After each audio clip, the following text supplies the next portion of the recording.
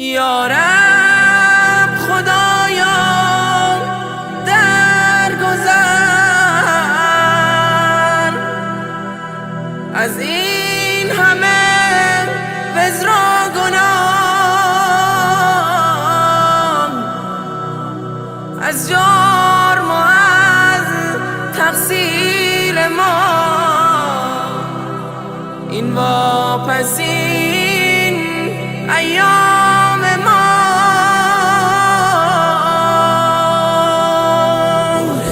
سفر را بسته ای ای ماه پرفیض خدا، دلها پر از اندوه و غم، عزم سفر داری چرا، عزم سفر داری چرا، یاد خوش ایام تو، یاد تراویح و قیام، از دل نخواهد شد برون ای ماه تقوا و صیام، ای ماه تقوا و صیام. یاد سحرگاه و غروب، یاد نماز نیم شب، آن بیقراری های ما در ماه شعبان و رجب، در ماه شعبان و رجب،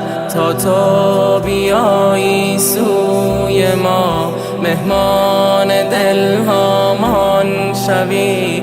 اما چه زود اینها گذشت، حالا تو داری می روی، حالا تو داری می روی. سفر را بسته ای ای ماه پرفیض خدا، دلها پر از اندوه و غم، عزم سفر داری چرا، عزم سفر داری چرا، یاد خوش ایام تو، یاد تراویح و قیام، از دل نخواهد شد برون ای ماه تقوا و صیام، ای ماه تقوا و صیام. افسوس و صد افسوس از این ماهی که رفته ای دوستان، افسوس از این شب‌های قدر، افسوس از این عمر گران، افسوس از این عمر گران. حیران و دلخونم خدا این لحظه های آخرش، حیران چو طفلی بی نوا در جستجوی مادرش، در جستجوی مادرش. سفر را بسته ای ای ماه پرفیض خدا، دلها پر از اندوه و غم، عزم سفر داری چرا، عزم سفر داری چرا، یاد خوش ایام تو، یاد تراویح و قیام، از دل نخواهد شد برون ای ماه تقوا و صیام، ای ماه تقوا و صیام. قدرش ندانستیم و رفت این ماه قرآن و نماز، درهای دوزخ بسته بود، درهای جنت باز باز. یا رب خدایا درگذر از این همه وزر و گناه، از جرم و از تقصیر ما، این واپسین ایام ما، این واپسین ایام ما. سفر را بسته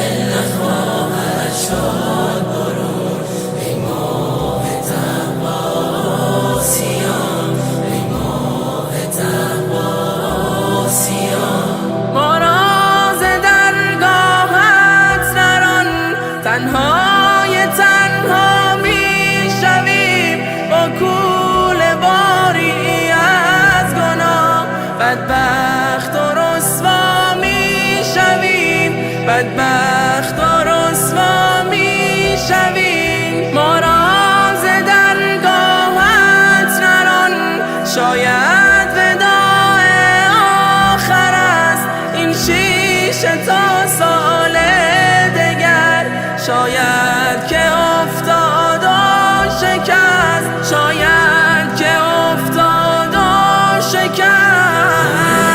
سفر را بسته ای ای ماه پرفیض خدا، دلها پر از اندوه و غم، عزم سفر داری چرا؟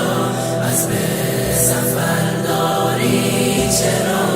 یاد خوش ایام تو، یاد تراویح و قیام، از دل نخواهد شد برون ای ماه تقوا و صیام، ای ماه تقوا و صیام. اللهم صل على محمد وآل محمد. حبيب الله